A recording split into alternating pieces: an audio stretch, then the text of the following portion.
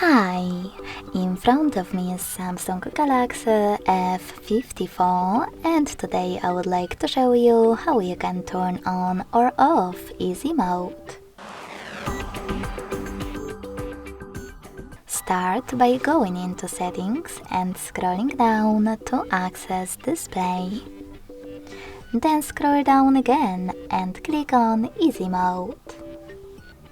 Following that, hit grey sweater next to it to activate it and wait.